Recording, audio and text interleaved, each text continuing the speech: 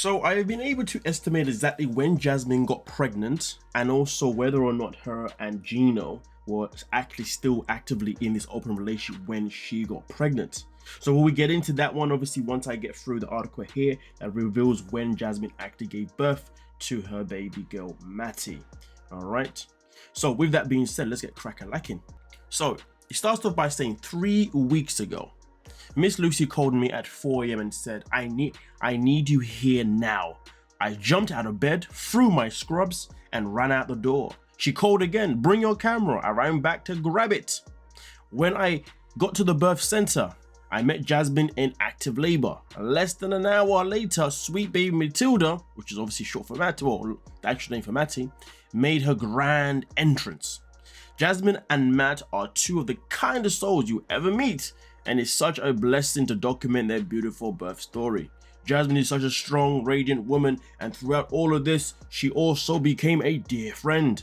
She even agreed to be photographed for Black Maternal Health Week, and I'm honored to feature her in my upcoming exhibit that I collaborate with Courtney West on, the Black Birth Experience. So, first and foremost, 3 weeks ago is when Jasmine gave birth, which means she would have given birth in March, okay? I haven't yet, obviously, regarding the date, obviously that I kind of figure out, but it would have been in March. So I calculate 9 months back from March, and it got me, you know, pretty much around the June, July time, okay? That is where, and bear in mind, The Last Resort itself in particular, I believe, finished filming in April or May.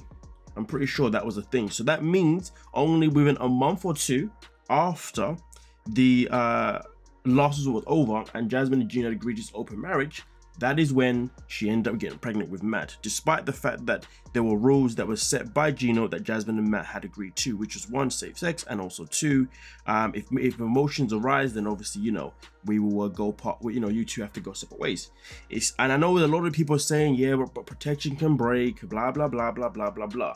And I get it, I completely get it, but let's be real though, this is Jasmine, this is a woman that has been sexually active with Lord knows who over the years, and you know, and Matt's like, the way I look at it, to be honest with you, for protection to break, it's more likely to happen as a kid because you're crazy, you know. Yeah, as an adult, yeah, that's a bit radical still. But anyway, either way, for me personally, I generally do believe that they will have intimacy raw. I don't believe that they were ever protected personally, you know. And Jasmine knew that she was not covered on her end as well, you know what I mean? So I generally do believe that that when she got pregnant, it happened. I'm not saying that they planned it, but it happened because protection was not used, in my humble opinion. But anyway, so we're looking around the June-July time for my estimate, which makes me wonder, in that time, was Gino still a part of the picture? Because 2 months can be a long time, so it can be 2 months is a long time for people to break up and obviously for them to go separate ways, 1000%, you know what I mean? But based on the tell-all itself in particular, from what I understand, the tell-all was filmed in January of this year, and that's when obviously Gino would have found out potentially, but he probably knew before that anyway, to be honest with you.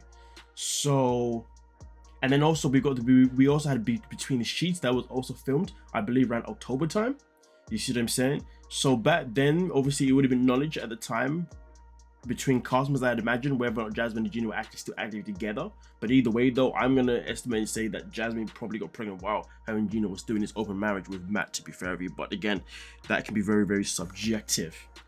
So that is something that I've been able to figure out the information at hand. Also, the other thing that I wanted to comment on was Jasmine and Matt are the two of the kindest souls you ever meet.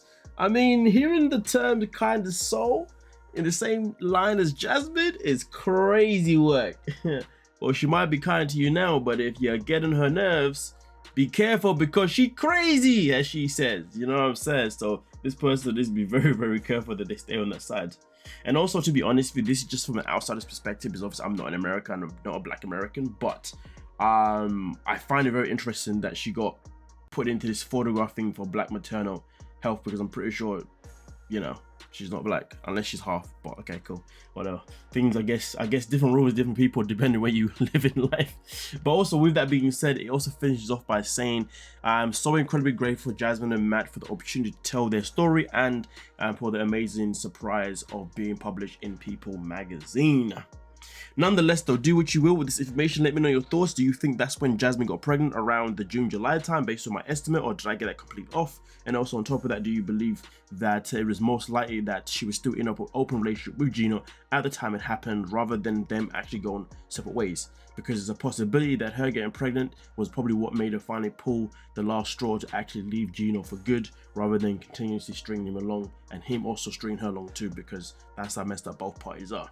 Let me know your thoughts down below in the comment section and we shall talk about it. Don't forget to like, subscribe, and of course, peace.